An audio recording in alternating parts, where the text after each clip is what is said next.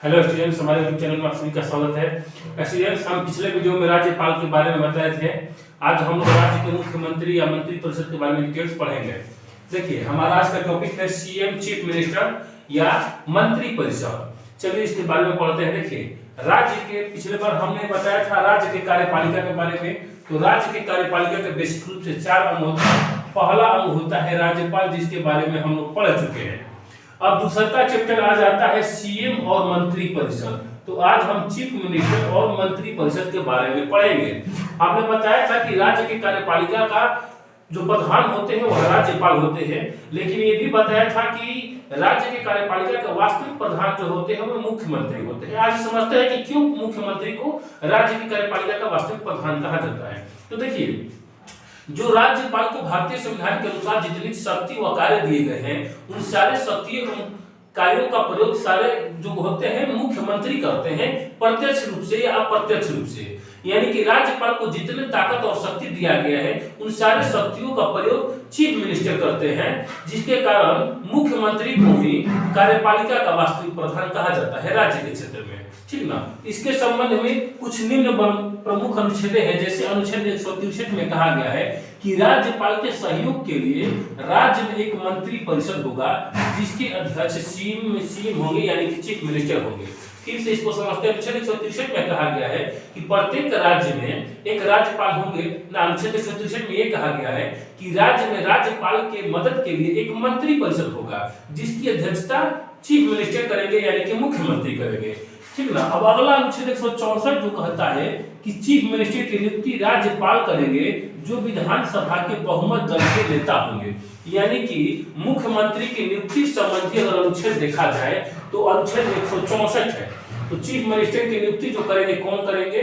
राज्यपाल करेंगे। किस अनुच्छेद के तहत? तो अनुच्छेद 164 के तहत मुख्यमंत्री की नियुक्ति राज्यपाल करेंगे, लेकिन किसी भी व्यक्ति को नहीं करेंगे। उसी व्यक्ति को करेंगे जो राज्य विधानसभा का बहुमत दल का नेता होता है। बहुमत दल का मतलब ये होता है कि जिस पार्टी के पास 50% से ज्यादा सीटें उसके पास हो, यानी कि 50% से अगर एक भी सीट ज्यादा हो, चाहे कई भी सीट ज्यादा हो, यानी 50% से एक हो या बहुत सारे ज्यादा सीटें हो, तो वह व्यक्ति बहुमत दल का नेता माना जाता है और उसको अनुच्छेद 164 के तहत राज्यपाल नियुक्ति करते हैं। तो यहाँ पर चीफ मिनिस्टर का होता है नियुक्ति, न कि निर्वाचन। निर्वाचन का मतलब ये होता है जहां पर हम लोग वोट देते हैं, चुनाव करते हैं, लेकिन नियुक्ति का मतलब एज अपॉइंटमेंट, यानी कि किसी व्यक्ति को उठाकर उस पद पर बैठा देना। और बैठाते हैं तो अनुच्छेद 164 के तहत राज्यपाल और उस व्यक्ति को बैठाएंगे जो विधानसभा में बहुमत दल का नेता होता है। ठीक ना।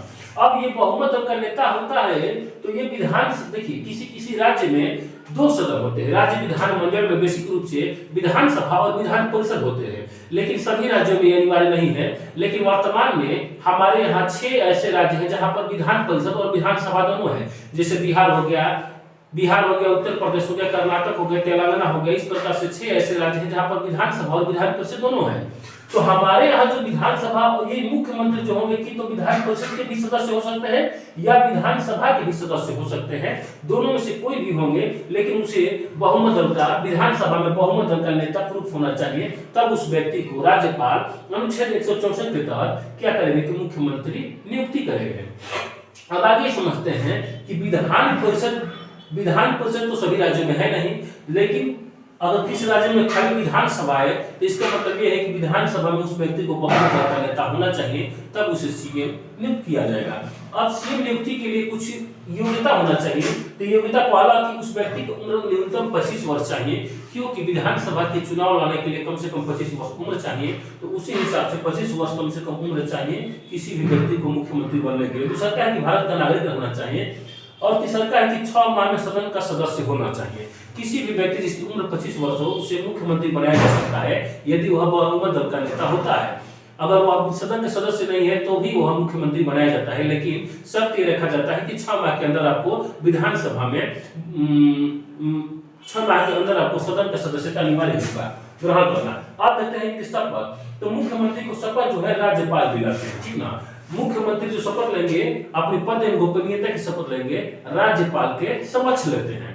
ठीक ना। आगे इसमें समझते हैं कि वेतन, मुख्यमंत्री का जो वेतन होगा कितना होगा, तो ये फिक्स नहीं है। मुख्यमंत्री का वेतन फिक्स नहीं है, इसे राज्य विधानमंडल तय करती है कि मुख्यमंत्री का वेतन कितना रहेगा। यही नहीं, किसी राज्य में अभी वेतन की बात करते हैं तो विधानमंडल तय कर देती है कि कितना, मतलब मेरे सभी राज्यों के मुख्यमंत्री का वेतन अलग अलग है। जैसे एज आप बिहार के एग्जाम्पल लेते हैं तो बिहार का पहले एक सदस्य का, बिहार विधानसभा के पहले एक सदस्य का वेतन जो था 1,05,000 रुपया था, लेकिन 2018 के बाद हुआ क्या कि इसमें सभी सदस्यों ने मिलकर अपना वेतन बढ़ाया 1,25,000 रुपये के आसपास है।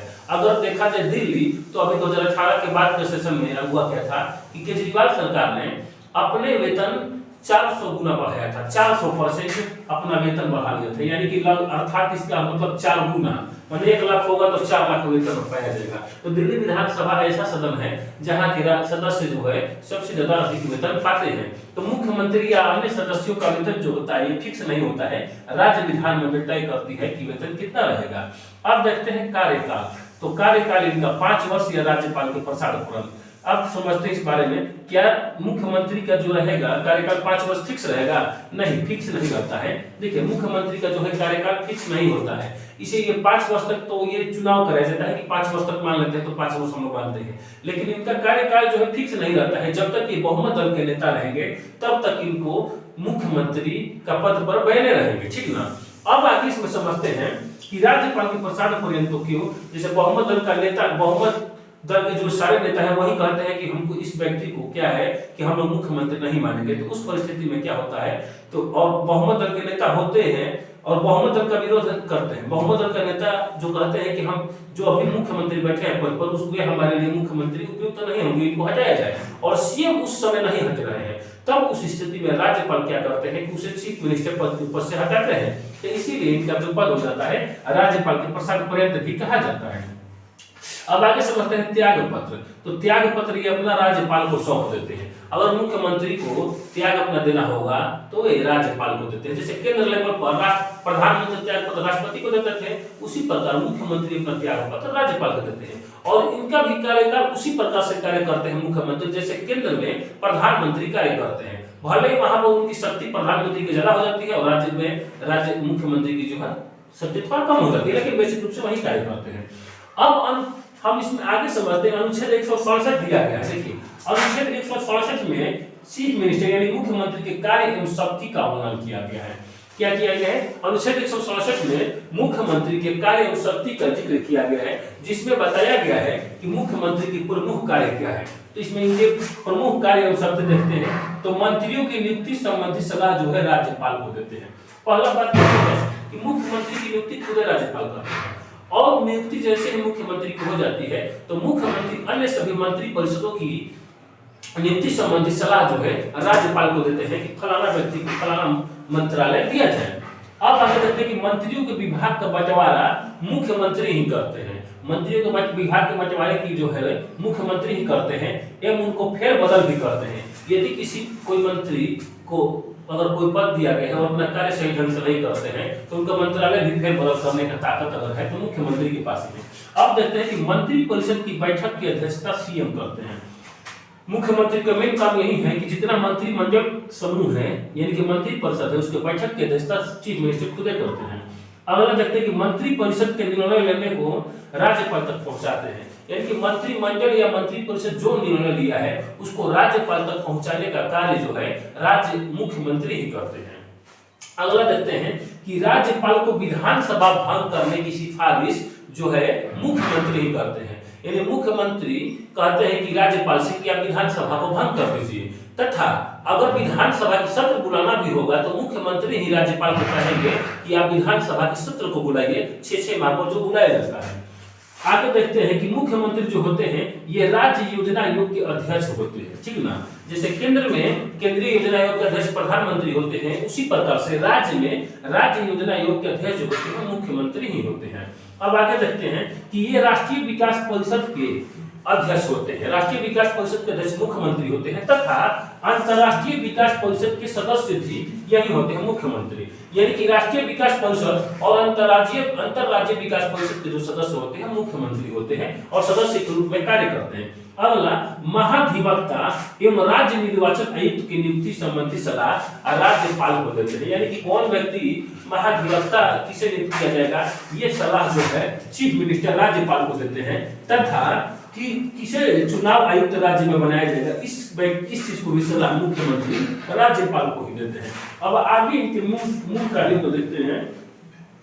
देखिए, बेसिक रूप से मुख्यमंत्री होते हैं और राज्यपाल के एजेंट के रूप में राज्य में कार्य करते हैं, ठीक ना। इसके बाद मंत्रियों के माध्यम से विकास कार्यों की समीक्षा करते हैं। मुख्यमंत्री जो होते हैं सारे मंत्रालयों, जैसे मंत्रियों को आवंटन कर दिया गया, फलाना मंत्री और फलाना मंत्रालय, इस प्रकार से उनके माध्यम से विकास कार्यों की समीक्षा करते हैं मुख्यमंत्री। अब हम आगे पढ़ रहे हैं मंत्री परिषद के बारे में। देखिए, मंत्री परिषद, इसके पहले भी केंद्र लेवल में हम समझा चुके हैं, अब राज्य लेवल में समझा रहे हैं। तो राज्य लेवल में मंत्री परिषद जो होता है 3 प्रकार का होता है। पहला कैबिनेट स्तर, यानी कि मंत्री परिषद जो होता है, पहला कैबिनेट मंत्रालय होता है, यानी कैबिनेट मंत्री कहा जाता है इसको। दूसरा का होता है स्वतंत्र प्रभार का मंत्री और तीसरा का होता है उप मंत्री। ये राज्य लेवल में भी कार्य करता है और केंद्र लेवल में। तो हम लोग अब फिलहाल राज्य लेवल में समझ रहे हैं। तो कैबिनेट मंत्री उसी मंत्रालय को दिया जाता है जिसे बहुत ज्यादा ताकत वाला कार्य दिया जाता है, जिससे ज्यादा कार्य, यानी सबसे ज्यादा पावरफुल अगर होता है मंत्रालय में तो कैबिनेट मंत्री सबसे ज्यादा पावरफुल होता है और स्वतंत्र प्रभार मंत्रालय सिर्फ देख रेख करता है और उप मंत्री का उतना ज्यादा पावर नहीं रहता। लेकिन सबसे अगर मंत्री परिषद में सबसे ज्यादा मंत्रालय किसके पास अगर ताकत रहेगा, पावर रहेगा, शक्ति रहेगा, तो कैबिनेट मंत्री के पास रहेगा। अब देखते हैं कि जितने मंत्री होते हैं, जैसे बिहार विधानसभा में मंत्रियों की संख्या कितनी होगी, तो मंत्री 15 कुल विधानसभा का सीट का 15% मंत्री होंगे, ठीक ना। कुल विधानसभा के सदस्यों की संख्या मैंने 243 को विधानसभा है ना, इसका 15% निकालिएगा तो 36 या 37 के आसपास मंत्री बिहार में होंगे। तो यही क्वेश्चन कभी कभी पूछ देता है कि मंत्री परिषद जो होते हैं सामूहिक रूप से किसके प्रति उत्तरदायी होते हैं, तो मुख्यमंत्री के प्रति। तो मंत्री परिषद सामूहिक रूप से किसके प्रति उत्तरदायी होते हैं, तो राज्य विधानसभा के प्रति उत्तरदायी होते हैं। समझिएगा ध्यान से। मंत्री परिषद अगर सामूहिक रूप से पूछेगा, मंत्री परिषद सामूहिक रूप से किसके प्रति उत्तरदायी होते हैं, तो विधानसभा के। लेकिन अगर एक मंत्री पर्सनली अगर बोलेगा कि एक मंत्री अगर पर्सनली किसके प्रति उत्तरदायी होंगे, तो वो होंगे सीएम के प्रति उत्तरदायी। और सीएम किसके प्रति उत्तरदायी होंगे, तो राज्यपाल के प्रति उत्तरदायी होंगे। ठीक, फिर से समझते हैं इस बात को।